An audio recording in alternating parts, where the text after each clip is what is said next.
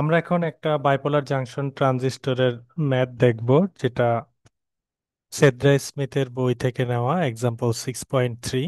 এবং এটা একটা ইম্পর্টেন্ট প্রবলেম, কারণ এখানে বেশ কিছু টার্ম আছে যেগুলো নিয়ে আমরা এখনো পড়াশোনা করি নাই আর কি। তো এদিকে যদি খেয়াল করি, এখানে কি বলা হচ্ছে, তোমাকে একটা সার্কিট দেওয়া আছে, ফিগার 6.21। এই সার্কিটে তোমাকে বের করতে বলছে যে বেস টু বেস ভোল্টেজ কত, অর্থাৎ এই ভোল্টেজটা কত সেটা বের করতে হবে। এবং বলল যে নাম্বার প্রশ্নে যে ট্রানজিস্টর অ্যাক্টিভ মোডে আছে, এই অবস্থায় কালেক্টর টু ইমিটার ভোল্টেজ হচ্ছে 5 ভোল্ট, এটা কনসিডার করে বের করতে হবে। আরেকবার বলল যে ট্রানজিস্টরটা এজ অফ স্যাচুরেশনে আছে, মানে স্যাচুরেশনে পৌঁছায় নাই, এর কাছাকাছি আছে, ঠিক আছে। সেই অবস্থায় ভিভিবি কত। আবার বলল ডিপ স্যাচুরেশনে আছে ট্রানজিস্টর, তখন তার ভিভিবি ভোল্টেজটা কত, অর্থাৎ আমরা কি বের করব, আমরা ভিভিবি ভোল্টেজটা বের করব এই বিভিন্ন কন্ডিশনে আর কি। তো এখানে আমাকে বলছে যে for simplicity assume that VB remains constant at 0.7 volt, অর্থাৎ ভিবিটা 0.7 ভোল্ট, এটা আমাকে একবার বলে দিল। এবং ট্রানজিস্টরের ইন জেনারেলাইজ যে বিটা, সেই বিটার মান দেওয়া আছে 50। আচ্ছা, এখন আমরা প্রথমে এই ম্যাথটা অ্যাক্টিভ মোডের জন্য সলভ করব। অ্যাক্টিভ মোডে আমরা ম্যাথটা কিভাবে সলভ করতে পারি, যদি একটু খেয়াল করো, অ্যাক্টিভ মোডে আমাকে কি ডাটা দেওয়া আছে। অ্যাক্টিভ মোডে বলা হচ্ছে এই ট্রানজিস্টরের কালেক্টর টু এমিটারে 5 ভোল্ট দেওয়া আছে, অর্থাৎ এই পয়েন্টে ভোল্টেজ আছে 5 ভোল্ট। এখানে 5 ভোল্ট থাকা মানে অ্যাকচুয়ালি এখানেও 5 ভোল্ট থাকা, তাই না? তাহলে এখানে আছে 5 ভোল্ট, এখানে 10 ভোল্ট, এখানে রেজিস্ট্যান্স জানি আমি 1 কিলো ওহম। তাহলে এখানে কালেক্টর কারেন্ট কত হবে? তাহলে আইসি কারেন্টের মান হবে 10 - 5/1, সিম্পল হোমস ল। ঠিক আছে, তাহলে আমি আইসি কিভাবে বের করতেছি, 10 - 5/1, পেয়ে গেলাম 5 মিলি অ্যাম্পিয়ার। ঠিক আছে, তাহলে এখন আমি যদি কালেক্টর কারেন্ট জানি, এবং আমি জানি বিটা সমান কি, কে বলতে পারবা? কেউ? IC by IB. IC by IB. তো দেখো, তুমি আইসি জানো, এখানে ক্যালকুলেট করে পেয়ে গেলা। আর বিটা এই যে প্রশ্ন দেওয়া আছে 50, তাহলে এখান থেকে তুমি আইবিটা পেয়ে যাবে, তাই না? তাহলে এই আইবিটা এখন তুমি যখন জেনে গেছো, আইবি জানার পরে এখানে ড্রপও তুমি জানো, ভিবি ড্রপ কত, 0.7 ভোল্ট, এই যেখানে বলা আছে। তাহলে 0.7 ভোল্ট ড্রপটা আমি জানি, অর্থাৎ এইখানে ভোল্টেজ কত পাচ্ছি, 0.7। তাহলে এইখানে 0.7-এর সাথে আমি কি করব, জাস্ট এখানে ড্রপটা যোগ করে দিব। এখানে ড্রপ কত, আইবি গুণ আরবি। আইবি তো আমি একটু আগে পেলাম, তার সাথে আমি আরবিটা গুণ, যদি গুণ করে দেই, তারপরে এইখানে যে ভোল্টেজ ড্রপটা, সেই ড্রপের সাথে এই ড্রপটা সিরিজে যোগ করে দিলে কি ভিভিবি ভোল্টেজটা পেয়ে যাব। ঠিক আছে, তাইলে ভিভিবি সমান আমরা কি লিখতে পারি, V BB is equal to VBE plus IB RB. ঠিক আছে, তো এখানের মধ্যে আমরা এটাও জানি, তারপরে এই ভ্যালুও জানি, ভিপিপি আমরা পেয়ে যাব। তাহলে আমাদের 1 নাম্বার প্রশ্নটা শেষ। তাহলে আমরা একটু মিলাই নেই যে সেকেন্ড পার্টে তারা এই কাজটাই করছে কিনা। এখানে যদি আমরা দেখি তারা কি করলো, একই স্টাইলে আইবিটা বের করে নিল, তারপর ভিভিবির ইকুয়েশন দিয়ে ভিভিবি আমরা পেয়ে গেলাম। তাহলে এটা হচ্ছে আমাদের নাম্বারের অ্যান্সার, যে ভিভিবি 1.7 ভোল্ট। বিতে আমাদেরকে কি বলা হচ্ছে সেটা একটু আমরা দেখি। নাম্বার প্রশ্নে আমাদেরকে বলা হচ্ছে যে ট্রানজিস্টরটা এজ অফ স্যাচুরেশনে আছে।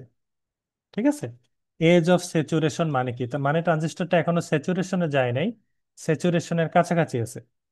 তো একটা ট্রানজিস্টর যদি এজ অফ স্যাচুরেশনে থাকে এবং সেটা সিলিকন ট্রানজিস্টর হয়, তাহলে তার কালেক্টর টু এমিটারে 0.3 ভোল্টেজ পাওয়া যায়। ঠিক আছে, আর যদি সে ডিপ স্যাচুরেশনে থাকে, তাহলে তার কালেক্টর টু এমিটারে 0.2 ভোল্টেজ পাওয়া যায়। আমরা যখন আইডিয়াল ট্রানজিস্টর পড়াশোনা করলাম আমরা জানি ট্রানজিস্টর স্যাচুরেশনে গেলে collector to emitter voltage drop কত হয়? কে বলতে পারবা? আইডিয়াল স্যার ট্রানজিস্টরে খুবই কম হয় স্যার, 0. আইডিয়াল ট্রানজিস্টরে collector to emitter voltage drop হয় 0 ভোল্ট। কিন্তু প্র্যাকটিক্যালে তো এটা সম্ভব না। তাহলে প্র্যাকটিক্যাল এখানে সামান্য একটা ভোল্টেজ ড্রপ হয়, আর সিলিকনের ক্ষেত্রে ডিপ স্যাচুরেশনে ভোল্টেজ লেভেলটা কত? 0.2। আর স্যাচুরেশনের কাছাকাছি যখন যায় এজ অফ স্যাচুরেশনে তখন ড্রপ হচ্ছে 0.3। তাহলে কখনো সিলিকন ট্রানজিস্টরের প্রবলেমে যদি এই শব্দটা উল্লেখ থাকে এজ অফ স্যাচুরেশন, তার মানে এটা দিয়ে তোমাকে যেই জিনিসটা এখানে দেওয়া আছে সেটা হচ্ছে ভিসি সমান 0.3। ঠিক আছে। আবার যখন ডিপ স্যাচুরেশন বলা আছে তখন ভিসি সমান কত বলা আছে? 0.2। তাহলে দেখো এটা জাস্ট আগের ম্যাথটাই। চেঞ্জ কি, আগের ম্যাথে আমরা ভিসি ধরছিলাম 5 ভোল্ট, এখন আমরা ভিসি কত ধরবো? 0.3 ভোল্ট। 0.3 ভোল্ট ধরে একই স্টাইলে আমরা আইসি বের করব, VCC minus VC by RC এটা দিয়ে। তারপর আইসি থেকে বিটা দিয়ে আইবি তে যাব, তারপরে এই ড্রপটা আমরা যোগ করে দিব। তাহলে আমরা চলে যাচ্ছি। তাহলে আমরা কিভাবে করলাম? প্রথমে আমরা আইসি বের করলাম। ফর্মুলা কি? 10 ভোল্টেজ মাইনাস, আগে এখানে ছিল 5 ভোল্ট। আর বি নাম্বার প্রশ্নে এজ অফ স্যাচুরেশনটা উল্লেখ থাকার কারণে collector to emitter voltage drop কত? 0.3। এখান থেকে আমরা পেয়ে যাচ্ছি আইসি। তারপর আমরা বিটা ইউজ করে, বিটা জানি আইসি জানি, এখন আমরা আইবি বের করে ফেলছি। আইবি হচ্ছে এত। তারপর ঠিক একইভাবে আমরা এখন ভিবিবি যে ভোল্টেজ, সেটার যে ফর্মুলা, সেটা কোন ফর্মুলা? অ্যাকচুয়ালি এ নাম্বারে যে ফর্মুলা ইউজ করছি সেই ফর্মুলাটাই। এই ফর্মুলাতে আমরা কি করছি? জাস্ট এইখানের ভ্যালুগুলা বসাই দিছি। কারণ কেভিএল তো চেঞ্জ হবে না, সার্কিট তো চেঞ্জ হয়নি। ভিবি সমান আইবিআরবি প্লাস ভিবি।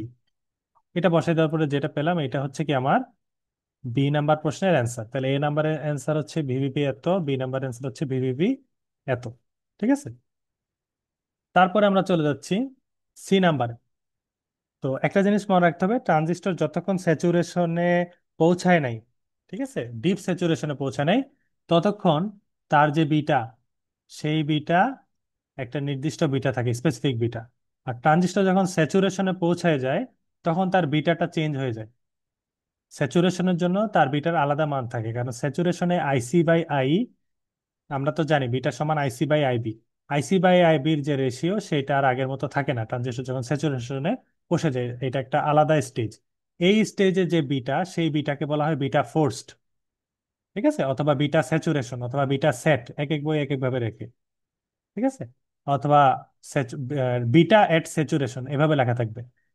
আর তোমাকে ডিপ স্যাচুরেশন শব্দটা উল্লেখ নাই কোথাও, কিন্তু বলে দিল বিটা ফোর্স, তার মানে বুঝতে হবে স্যাচুরেশন স্টেজ নিয়ে কথা বলা হচ্ছে। ঠিক আছে, ডিপ স্যাচুরেশন স্টেজ নিয়ে। তাহলে বিটা ফোর্সটার মান কত? 10 দেওয়া আছে, এবং বলা আছে ডিপ স্যাচুরেশন। তার মানে আমার কাছে দুইটা ডাটা। একটা হচ্ছে এই ট্রানজিস্টরের ডিপ স্যাচুরেশনের জন্য বিটার মান 10। আর ডিপ স্যাচুরেশন দ্বারা আমরা আরেকটা কি বুঝি? ভিসি কত? Approximately 0.2 volt. তো আমরা তার অ্যাপ্রক্সিমেটলি ধরবো না, ম্যাথ করার সময় এটা আমাকে 0.2 ধরেই করতে হবে। ঠিক একই স্টাইলে আমরা 0.2 ধরে আইসি বের করব। কিন্তু এবার যখন আমরা আইসি থেকে আইবি বের করব, যেহেতু ট্রানজিস্টর অলরেডি স্যাচুরেশনে পৌঁছে গেছে, তাহলে আমরা এখন আগের এই বিটা ইউজ করতে পারবো না। আমরা কি করব? স্যাচুরেশনের যে বিটা সেটা ইউজ করব। স্যাচুরেশনের বিটা 10 ধরে আইসি থেকে আইবি বের করব।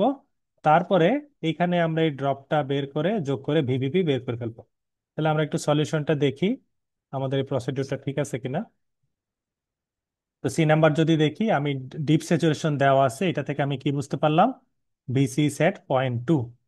ঠিক আছে, এটা মেমোরাইজেশন থেকে আসবে আমাদের। তারপরে আইসি, আইসি কত হবে? আগে এখানে আমরা কত ইউজ করছিলাম? একবার ইউজ করছি 0.3, তাই না? বি নাম্বারে, এ নাম্বার ইউজ করছি এখানে 5 ভোল্ট, যা দেওয়া ছিল। এখন যেহেতু 0.2 এটা দেওয়া আছে, আমি এখানে কি করলাম? আইসি বের করার জন্য ভিসি 0.2 ধরে আইসি বের করে নিলাম। আগে আমি আইসি থেকে যখন আইবি তে বের করছি তখন বিটা ফোর্স দেই নাই, যেহেতু ট্রানজিস্টর স্যাচুরেশনে পৌঁছায় নাই। স্যাচুরেশনে পৌঁছানোর আগে আমরা কি করছিলাম? ইন জেনারেলাইজড বিটাটা দিয়েছিলাম। এখন আমরা কি করব? ফোর্স বিটাটা দিব, অথবা অনেক বইয়ে বিটা সেট লেখা থাকবে, বি সেট। ঠিক আছে, ওই টার্মটা আমরা এখানে ইউজ করবো। করার পরে আমরা এখন কি পেয়ে যাচ্ছি? বেসের কারেন্ট পেয়ে গেলাম। তারপরে আবার সেই আগের ফর্মুলা, ভিবিবি বের করার ফর্মুলা কি? ভিবিবি সমান বেস টু ইমিটারের যে ভোল্টেজ সেটা 0.7 ভোল্ট প্লাস আইবি ইন্টু আরবি। ঠিক আছে, এই দুইটা করার পরে আমরা পেয়ে গেলাম ট্রানজিস্টরের বেস টু বেস ভোল্টেজ। এবং এটাই হচ্ছে আমাদের আরেকটা অ্যান্সার। তো এখানে দেখো, এখানে একটা জিনিস আমাদেরকে অবজার্ভ করতে বলা হচ্ছে। লাস্টের যে লাইনটা আছে এটা একটু মনোযোগ দিয়ে একটু পড়তে হবে। এখানে কি বলতেছে? Observe that once the transistor is in saturation, transistor যখন স্যাচুরেশনে পৌঁছে গেল, increasing VBB and thus IB results in negligible change in IC since VC set will change only slightly. Thus, IC is said to saturate, which is the origin of the name saturation mode of operation. অর্থাৎ এখানে আমরা যে ডেটাগুলা পেলাম calculate করার পরে, তুমি দেখো active মোডে,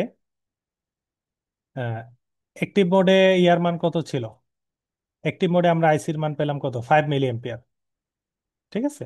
তখন আমরা বেসে পেলাম 0.1 মিলি এম্পিয়ার, তার মানে বেসে 0.1 মিলি এম্পিয়ার দিলে কালেক্টরে 5 মিলি এম্পিয়ার কারেন্ট যাচ্ছিল, তাই না? এবং বেসে আমরা ভিবিবি ভোল্টেজটা পেয়েছিলাম 1.7 ভোল্ট। যখন ট্রানজিস্টরটা স্যাচুরেশনের দিকে যাচ্ছে, তখন আমরা কি করলাম? বেসে আমার ভোল্টেজ কত ছিল? 1.7। তো আমি আহ, আস্তে আস্তে কি করলাম, বেসের ভোল্টেজটা বাড়ায় 1.7 থেকে, বেসে আমার যে ব্যাটারিটা কানেক্ট করা আছে সেই ব্যাটারিটার ভোল্টেজ 1.7 থেকে বাড়ায় 2.64 করে ফেললাম। সেটা বাড়ানোর ফলে কি হলো? বেসের কারেন্ট আগে ছিল কত? 0.1 মিলি এম্পিয়ার, সেটা একটু বেড়ে গেল, সেটা বেড়ে 0.194 হলো। এবং কালেক্টরের কারেন্টটা আহ, আগে ছিল 50, এখন হয়ে গেল কত? 9.7 মিলি এম্পিয়ার, ঠিক আছে। তারপরে এখন তো এজ অফ স্যাচুরেশন আছে, আমি যখন ট্রানজিস্টরকে একদম স্যাচুরেশনে নিয়ে যাচ্ছি, তখন কি বেসে আমি কত ভোল্টেজ অ্যাপ্লাই করলাম? দেখো অনেক বেশি, 10.5 ভোল্ট আমি বেসে অ্যাপ্লাই করলাম। বেসে 10.5 অ্যাপ্লাই করার ফলে কি হলো? বেস কারেন্টটা কত হয়ে গেল এখন? 0.98 মিলি এম্পিয়ার, যেটা কি আগের চাইতে অনেক বেশি। তুমি যদি প্রিলিমিনারি দেখো, কারেন্ট ছিল 0.1 অ্যাক্টিভ মোডে, তাহলে স্যাচুরেশন আস্তে আস্তে এটা কি প্রায় কারেন্টটা 9 গুণ বেড়ে গেছে, তাই না? এবং কালেক্টর কারেন্ট কি হলো? কালেক্টর কারেন্ট হয়ে গেল 0.98 মিলি এম্পিয়ার। এবং স্যাচুরেশন মানে কি? স্যাচুরেশন স্টেজ মানে হচ্ছে সেই স্টেজ যেখানে কালেক্টর টু ইমিটার ভোল্টেজ কত হয়ে যাচ্ছে? আইডিয়ালি 0, এবং সিলিকন হলে 0.2 ভোল্টেজ। এই ডেটাগুলা দেখে আমরা কি বুঝতে পারলাম? আমরা যখন ভিবিবি আস্তে আস্তে বাড়াতে থাকি, বেস টু বেস ভোল্টেজ, তখন কি হয়? বেস কারেন্ট বাড়তে থাকে। বেস কারেন্ট যখন বাড়তে থাকে, তখন কি হয়? বেস কারেন্ট যখন বাড়তে থাকে তখন ট্রানজিস্টর স্যাচুরেশনের কাছাকাছি যায়। স্যাচুরেশনের কাছাকাছি যাওয়ার পরে, ঠিক আছে, যদি আমরা এই যে এই কথাটা উল্লেখ আছে, দাস আইসি ইট সেট টু স্যাচুরেট, তার মানে আইসির মান সর্বোচ্চ চেঞ্জ হয়ে গেছে। এরপরে আমরা আর বাড়ালেও আর কি হয় না, চেঞ্জ আসে না। এই জন্য এই মোডটাকে থিওরিটিক্যালি আমরা স্যাচুরেশন মোড বলি। এবং ম্যাথমেটিক্যালি এই ডেটাগুলো দেখার মাধ্যমে আমরা বুঝতে পারলাম অ্যাক্টিভ মোড থেকে স্যাচুরেশন মোডে যাওয়ার সময় বেস ভোল্টেজে কেমন চেঞ্জ আসে, বেস কারেন্টে কেমন চেঞ্জ আসে, কালেক্টর কারেন্টে কেমন চেঞ্জ আসে, কালেক্টর টু ইমিটার ভোল্টেজে কেমন চেঞ্জ আসে। এই হচ্ছে একটা প্রবলেম।